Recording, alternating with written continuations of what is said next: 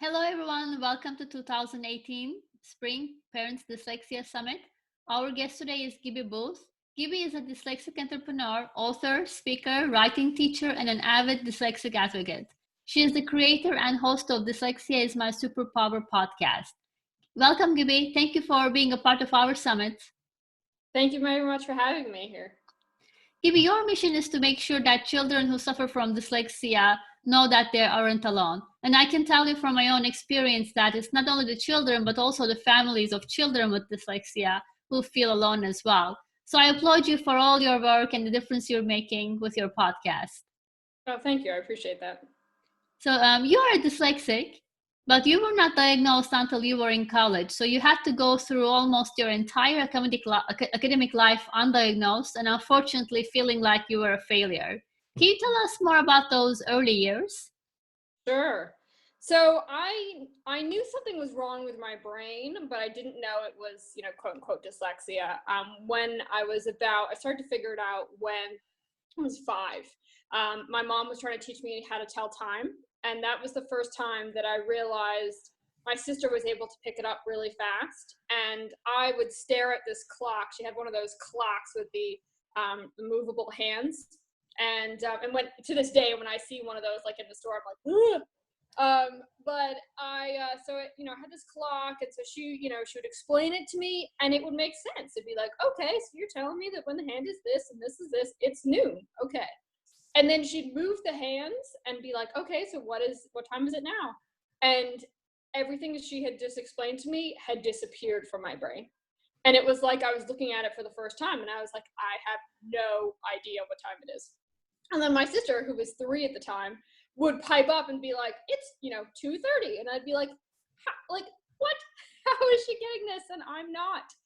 So that was the first time that I really realized, I'm like, wow, something is really wrong. Like to me, when I was younger, it really felt like my brain, whenever learning was involved, my brain would basically, it felt like she would sort of pick up her already packed bags and just jump ship and just like not be there anymore. And I'd be like, where did she go? Like, what the heck? So that's what it felt like when I was trying to learn and to anything to do with learning. But the thing is what I figured out fairly quickly, I tried to explain the problem to some people, and it just wasn't really understood, and they told me to keep trying and that it was fine and no big deal. And so I figured out pretty quickly that A, I have a big problem and I'm flawed, and B, I can't tell anybody about it. And so that created tons of isolation and a lot of shame. It really felt like I was carrying around this dark cloud, and it was sort of like, and I desperately try and escape it. And I literally, when I was younger, I would like hide under things and, and try and sort of escape it. And I just couldn't. And so that, it was definitely rough for sure. And I'm sort of painting the picture that my parents were terrible, and that they weren't at all. They were wonderful parents. But I think, and part of sort of my mission in all this is a lack of education. They didn't really know what was going on and what signs to look for and how to recognize. And so certainly one of the things, I'm so glad you're doing this at targeting parents, because most of the time, they're so open to knowing, they just don't know what certain things mean. So yeah, but that's sort of a little bit of my childhood and kind of how I sort of started to like, oh, something is wrong and I got to keep this inside and not tell anybody. So how was your social life with your friends? Did you feel like you were isolated from your friends as well? So a little bit. I definitely, when I got a little older, I could make friends fairly easily, so I didn't have a problem with that. But it was more of an issue of time. I was spending hours and hours and hours on homework. And so they'd be like, oh, hey, we're going, after school, we're doing this. I'm like, I can't do that. Are you kidding? Like, I have to spend, 10 hours getting all my homework done. So that was a huge issue. So it wasn't so much, not being able to kind of mesh with them or feeling isolated. It was more just, I can't hang out with them because I have all this. It really felt like a giant responsibility. I really kind of took it on and was like, okay, I'm going to succeed. And the way I figured out mostly how to succeed was just plow everything I had into it, which mostly just meant time and lots of patience and just over and over again repetition. That's a great point. You're right that it takes such a big toll on the time as well, that you have to do so much more at home for homework, and you don't have that free time like many other kids would do. That's a great point. So two things that you have mentioned before is that you felt stupid and you didn't want anyone to know that you were stupid, and of course you weren't, but that was your reality. And that another thing that you mentioned, that you were worried and you didn't want your family to love you any less, and you were kind of trying to compensate for that. And I'm sure that wasn't true as well. Your parents probably would love you, no matter what.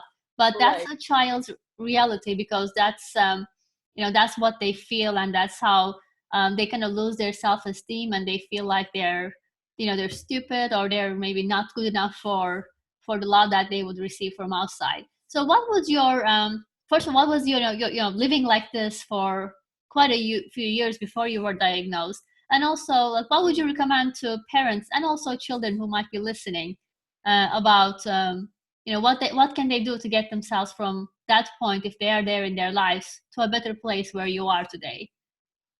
Sure. So for me, I'll sort of say one piece first, and then I'll answer the question specifically. For me, a lot of my issues came from my parents were not comparing me and my sister, but I felt it was a constant comparison between the two of us, because, I'm 2 years older. And so it was like, what the heck? Like, she was reading, she taught herself how to read from being in the room with my parents trying to teach me how to read.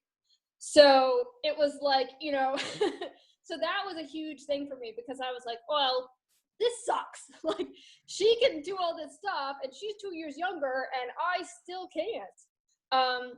So I will just throw that out there, that, like I said, it certainly wasn't anything intentional my parents were doing, but me personally, I took it on and was like, wow, like, my sister is a genius and I am stupid.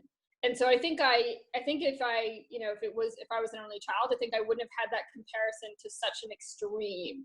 But because I could literally look at her and be like, she is reading and I still can't read, like, like, I must be really stupid. So I would say that is a sort of a warning, to just be careful that if you do have another child, that, just to be really aware of that. And to make sure that accidentally doesn't happen, because that really, it created a difficult dynamic between me and my sister, which sucked, because without kind of realizing it, she was kind of dubbed the smart one, and I felt like I was the stupid one, which of course my parents didn't do. But my point is that I really took that on. So that's one piece. Secondly, so much of my mission is, and because dyslexia is super isolating, you feel like you have to kind of keep it all inside, and you can't tell people because you're worried they're going to think you're stupid. And that, first of all, is exhausting. Second of all, sucks. And third of all, is so unhealthy. And so a huge piece of it, I think, and parents, see parents, I think you're definitely one of them, who do this really well, is they make sure that their kid knows that what makes them different does not make them stupid. So that's my first sort of piece of advice, of like, and the fact you're going to have to say it almost every day, because when you are battling all this anxiety and stress and difficulty when you try and do anything academic, you need to be told all the time that you are brilliant, and that, this does not make you stupid. And you're special and you're unique and you have many other talents. Maybe we found them yet, maybe we haven't. But just because your school is challenging for you and it doesn't come easily does not mean that you're dumb. So that's certainly a piece of like over and like, you will absolutely need to say it way more times than you think, because like I said, we're just battling all these voices, and they're hard because, you see yourself in school or against your siblings or whatever, and that you're not, quote unquote, living up to what they're doing. And so you're constantly feeling less than. So that's my big thing, is like, make sure they absolutely know that they are not stupid. The other thing I would say too is that with dyslexia, there are certainly many gifts. And so if I sometimes see this, and you probably do as well, like on Facebook, the different groups of dyslexia, a parent will post like, oh, we got this terrible news that my kid is dyslexic. Like, no, it's not terrible. And the fact that you think it's terrible, now your kid thinks it's terrible. And so definitely the angle of sort of that you put on it. I was talking to, I think John Hicks, and I interviewed him for my podcast, and he said something that I just loved. And he said, when my daughter was diagnosed, we saw it as a challenge. And I love that. I thought that was so great. And so I think that that's a really great piece of advice. See it as a challenge and figure out how to, achieve it together. And not look at it from a negative angle, but it's just like, okay, so this is our situation. Let's figure out how to make this work. So that would be my second piece of advice. And the other thing I would say too is that when being dyslexic, there is something or multiple somethings that you are really good at. Maybe it's something in school. Maybe it's got nothing absolutely to do with school. Maybe it's a sport. Maybe it's music. Maybe all kinds of stuff. Maybe it's technology. So find that, because for me that was horseback riding, and the barn was like my escape. I could go there. I didn't feel stupid. I was good at it. It was fun. And so I tried to spend as much time as possible there. And my parents were amazing with that. So I knew going through the school was really tough for me, but I knew that as soon as the bell rang, my mom was picking me up and I was going to the barn. So that really helped me get through, because it was like, okay, I have this amazing space and place that I can go after I get through the challenging stuff. So that would be my other piece of advice too, is that find whatever it is that they love or they're curious about, and that, probably they're really good at, and just let them do as much of it as possible. I'm so glad that you did have an outlet. That's so important, where somewhere that you feel safe and even maybe under control, and everything is going much better than your school life.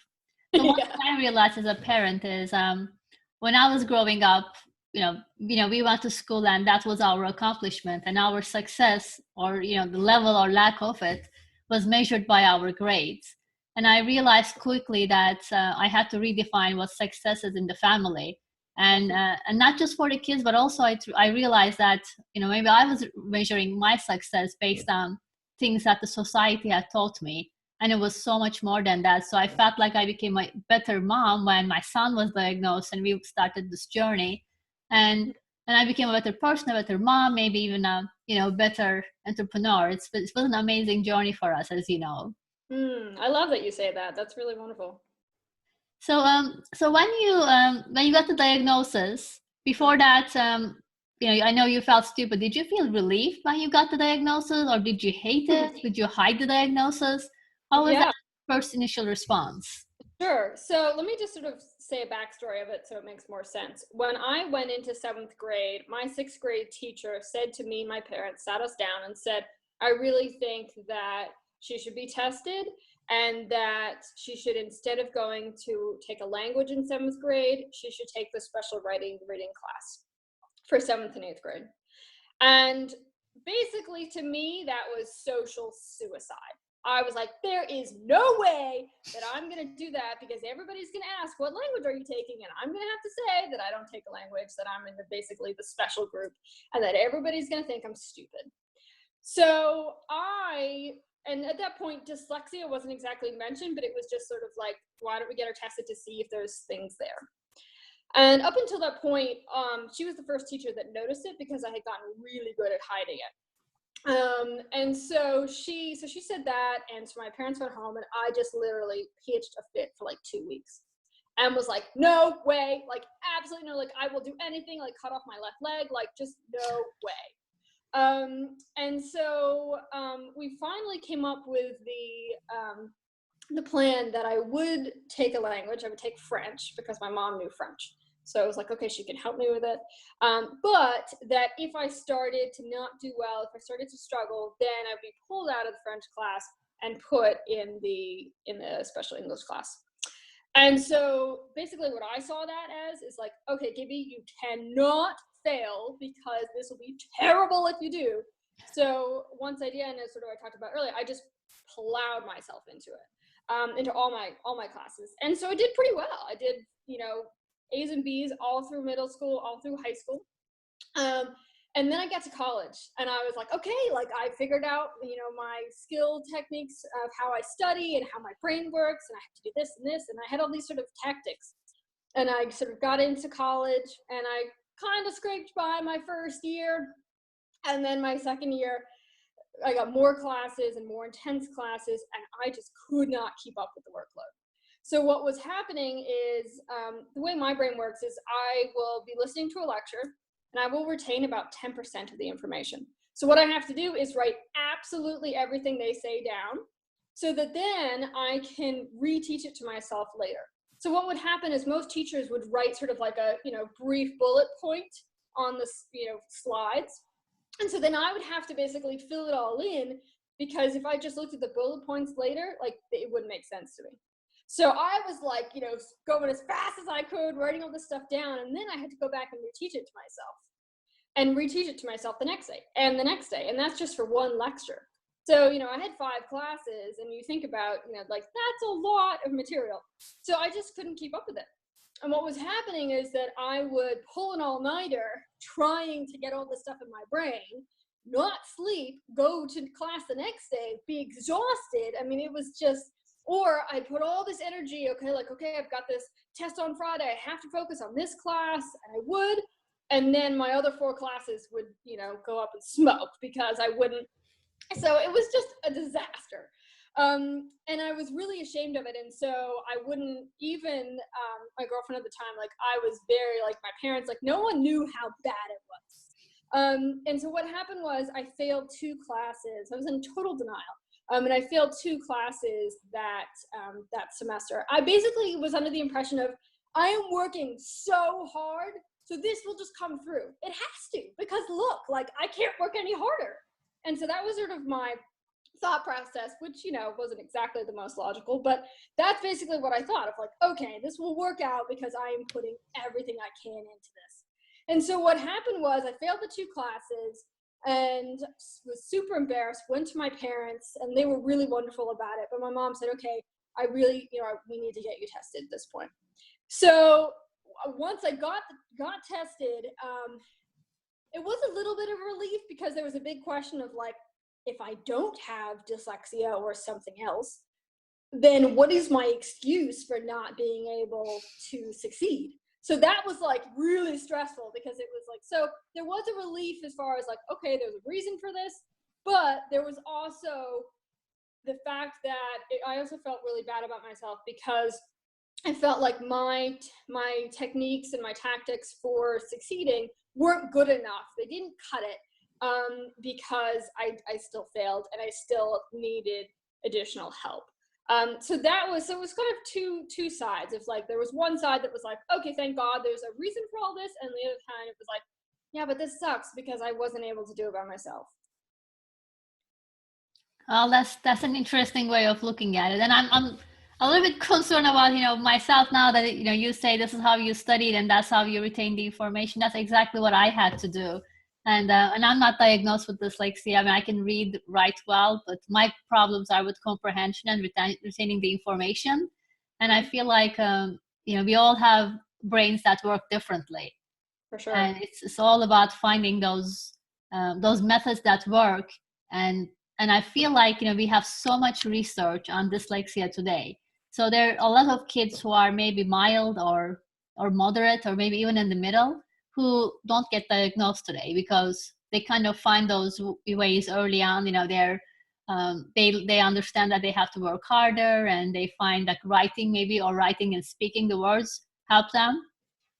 But because we have so much research and we could make such a big difference in these children's lives, where they don't have to suffer through homework, through school, I'm astonished that in this day and age we don't really give that support to 20% of the population out there. It's only those who are really struggling are the ones who get picked if they're lucky, and sometimes even those are going through the whole public school system saying, oh, they're just they have a learning disability, but it's not specified as dyslexia. Mm-hmm. So how did you get from, okay, now you have dyslexia to really embracing it and seeing it as your superpower, which is the part of the story I love the most? Yeah, so totally by accident. I'll be honest about that. So I, with my accommodations, I got the accommodations for my last 2 years at the University of Maryland, and then I made it through. It was still really challenging, but they helped a lot, and so I made it through, and was very much under the idea of, okay, so I succeeded despite my dyslexia. And so I sort of always kind of had this in the back of my head, but it was like, okay, now that I'm out of school, things got a lot easier. And I started my own business. I'm a medical massage therapist by trade. That's my other hat. And so that was going pretty well. And I decided, I was like, okay, but I want to learn more. I don't know enough about this. I want more help. So I hired a business coach. And I was working with her for weeks, and she was wonderful. And I would talk with her on the phone every single week. And 1 week she was really trying to get me to understand this order sequence of a conversation, and there was 9 parts to it. And for the life of me, I could not A, remember all 9 parts, B, remember the right order of all 9 parts, and then C, effectively actually do it. So this was like a total nightmare for me. And after a little while of just like me just completely not grasping this, for the first time ever, I outed my dyslexia. And I said, I'm not grasping this because I'm dyslexic. Because I was really worried that she was going to think that I didn't care, that I wasn't trying. And that was totally not the case at all. Like, I was desperately trying to grasp this.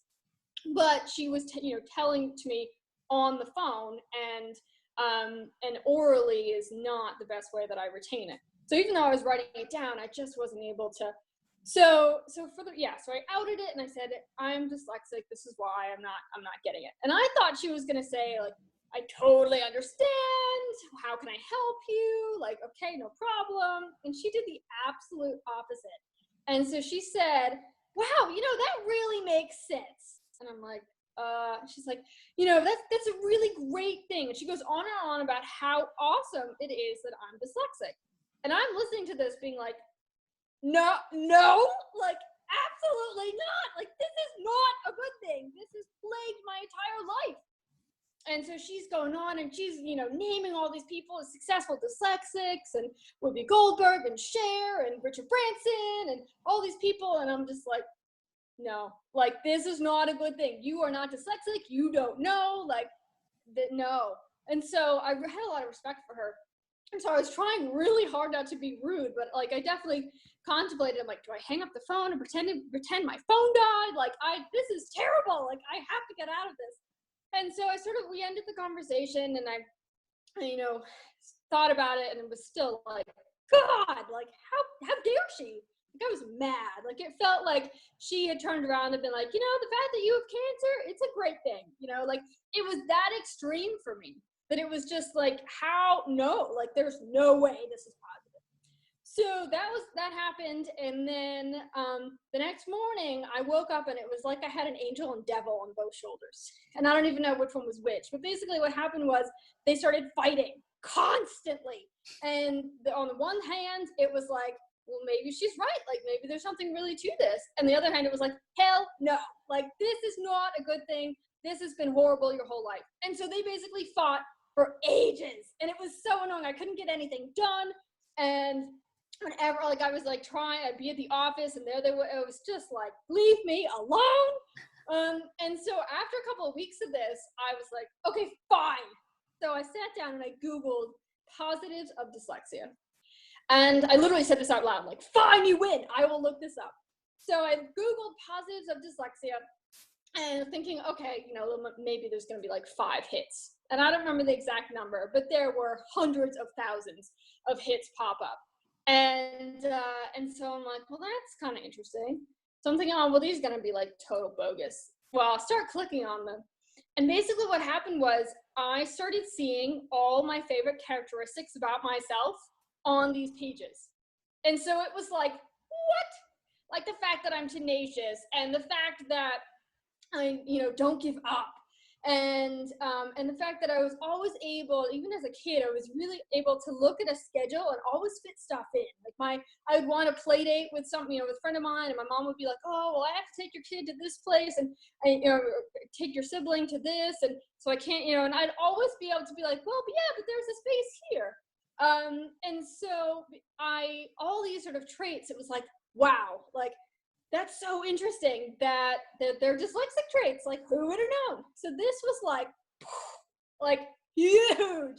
And I just couldn't believe it. And I was like, oh my gosh. Like, so then I basically started realizing, like, wow, like, dyslexia has really helped me. And granted, it's been a ginormous challenge. I certainly don't want to diminish that by any sense.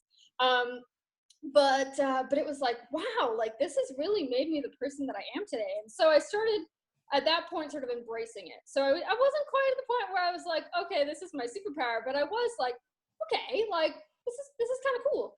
And then the more I researched for a while, and I talked to other people, and I read Richard Branson's book about it when he talks about his dyslexia, and then a couple other people as well. And it was just like, okay, like, yeah, this is really awesome. So then that's sort of how I was like, wow, this is a superpower. And it felt like it was like I had discovered a new land. I was like, I need to tell everybody about this. Like, this is amazing. And so it was like, screaming from the rooftops kind of feeling. So that's sort of what kind of spurred, like, I'm going to write about it. And so I sat down and wrote my memoir. And then I was like, and then I kind of laughed at myself, because I was like, okay, so you're trying to reach as many dyslexics as possible, and you wrote a 200-page book. Like, well done, Gibby. So, which of course, many dyslexics can read, but that would also be a challenge for many of them. And it is going to be an audio too, but still. So then I was like, well, I really want to have a different outlet for connecting with people. And also, when I was younger, I really looked for a community and couldn't find it. So it was like, okay, so that's the idea how the podcast came to be, because it was like, okay, I can create, what I would have loved when I was younger, this database and this community. So that's basically kind of how it all happened. And then I was like, I need to spread this wide as possible. So that's kind of how all those pieces came to be. But it was just, my life kind of took a total turn, because I was sort of like, I'm a massage therapist. I was kind of on this path, and then it was like, okay, now I'm doing all this dyslexic stuff. So yeah, so that's the story. I love how you created something that you needed and didn't exist for people that will be following the path. That's kind of, I think where you and I kind of met, and that's how our paths crossed, where I couldn't find something that my son needed, and I started writing the book so that, he could read, and then I started just sharing them with people and continue. So I find it amazing where, you take something that you struggle with and turn it into a success story and share it with people, to make sure that others who are following the same path doesn't have to struggle like you have. And I feel like, we're very lucky. And you're really young, actually. It's amazing how you had to struggle, because there were so many people who were on that path that tried to make a difference. But I feel like, for our story, there's so many people who put these language training programs in place, who fought the battles with the state and the schools and the public school system, where, when we were living through it just, a couple of years ago, our journey was so much easier because of people who were there before. I love everything that you've done. And again, you're holding a full-time job and still find the time and the heart to do it. Is amazing.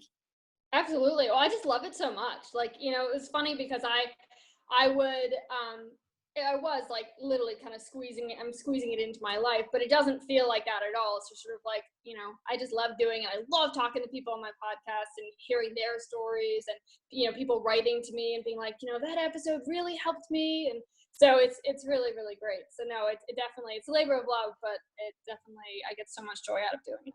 Oh, for sure. So if we can talk about your book that you're authoring, I love that you're actually writing letters to your younger self, so that she would know, what life will be, and, it's not as bad as she thinks. So can you explain a little bit more about it? Because I'm sure there are a lot of children who still feel the way you have done. For sure. So I'll be completely honest. Writing the book was probably the hardest thing I've ever done. Because, and I'm not saying that lightly at all, because I basically had to lift up the rug and see everything that I had chucked under there because it was too hard and too raw and horrible, and basically be like, okay, so what is this piece? And look at everything and relive it. And then write about it. And so it was like, oh, and there was so many times, I sort of joke about this, but I almost threw in the towel pretty much every time I sat down to write. Like, it was just like, oh God, like, why did I think this was a good idea? This is a terrible idea. And so my fear voices would start talking, and one of my friends calls them little gremlins. And that was totally like, they were just like screaming at me, like, no one is going to read this. Like, this is absolute garbage. And so it was a really interesting, challenging process. And so I wanted to be really upfront about it and open about it. So the book, it definitely tells my story of a lot of what I've told here, but it also tells the story of me trying to write it. And so, like, I'm sitting there, and the little gremlin is like, you are not good enough. Like, who the hell do you think you are to write this? And literally that went into the book. And so it's sort of this, you know, kind of two worlds. Like, here's my story, and here's my story of me trying to get it onto paper. And so as far as when you were talking about the love letter, I really sort of feel like the whole thing is a love letter to younger Gibby. Basically saying multiple things. Saying, first of all, you are not stupid. Second of all, look how awesome you are. You have written a book. Third of all, you know, that there's, you know, whatever you sort of set your mind to, you can totally do. And fourth of all, look, there is support for you. And so that's sort of how I, you know, when I got advice about how to write the book, I think one of the best pieces of advice I got was write it to yourself. And I didn't really understand what that meant at first. And then about halfway through, I'm like, oh my God, like, this is all for younger Gibby. So I say that also in a sense of, it was very challenging, but it was also so cathartic and so healing. And to the point where I didn't even realize, it was like, wow, I really needed this. Like, I needed to sort of rip off the Band-Aid and look underneath. And even though half the time I was like, ah, when I looked at it. The other thing I'll say too, like, for me, it was really challenging because I had a lot of, I would almost say guilt around struggling for two reasons. One is because I have wonderful parents. And so it was not like I was abandoned or told I was stupid by them or anything like that. And so part of me sort of felt bad being like, hey, I really kind of struggled despite having great parents. And then I realized it was like, well, that's sort of the point of my story, is like, look, like, this went on, and hey, so even if you're a fantastic parent, like, this may still be going on, but look, here's how to address it, and here's how to have, so that, you know, your kid doesn't have to struggle for years thinking they're stupid. So that was definitely one part. And then the other piece was the fact that I felt that it wasn't real struggling.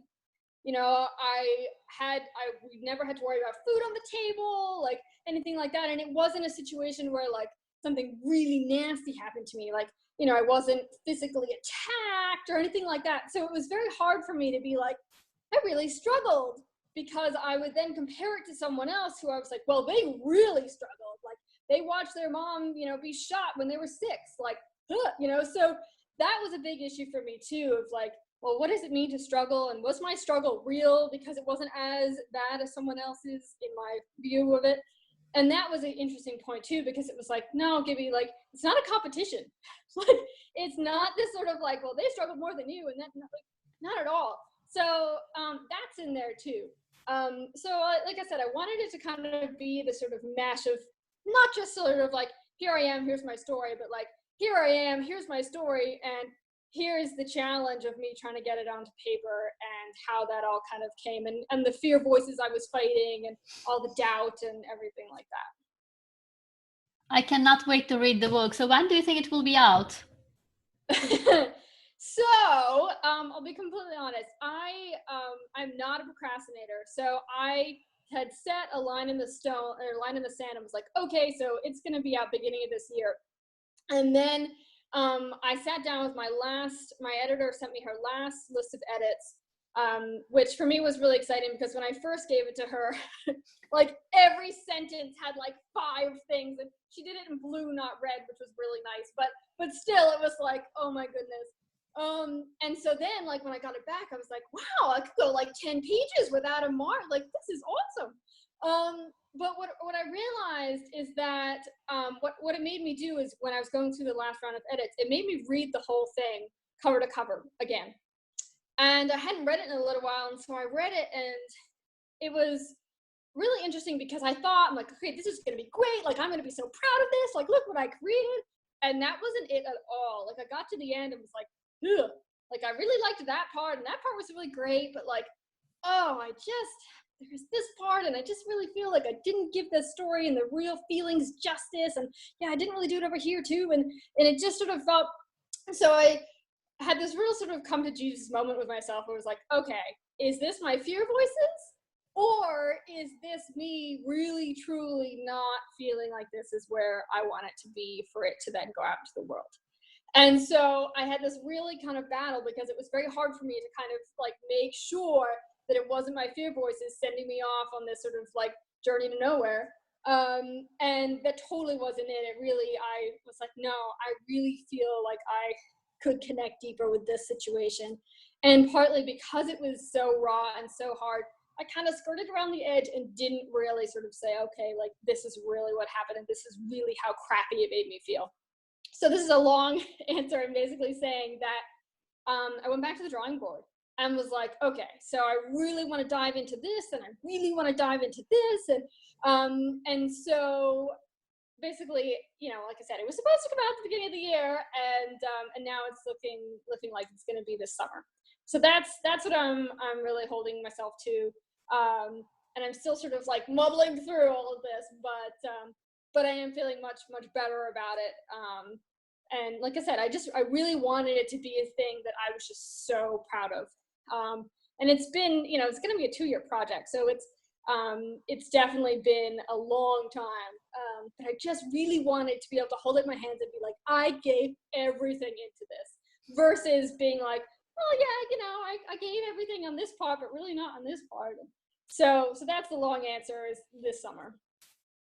So the summit will be going live in late March. So what I will do is once the book is out, I will put the link down in the session as well. So if people are watching this after the book is released, then they can actually find the link and get in touch with you, or will it be on Amazon? Yes, it definitely will be. So we'll have the links as well. And also, if any of the listeners want to get in touch with you, can you explain where we can find you? And I'll make sure those links are in the bottom as well. Sure, thank you. So my website is pretty easy. It's just my name, .com. So it's gibbybooth.com.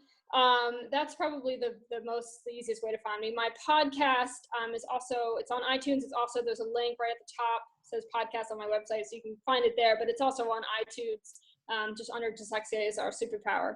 So those are the two main ways. I certainly love comments.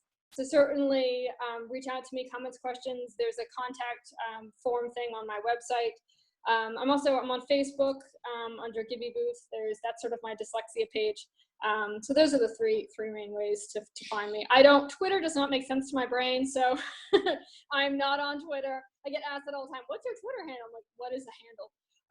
So I'm not on Twitter really at all, but I do understand Facebook mostly. So that's where to find me.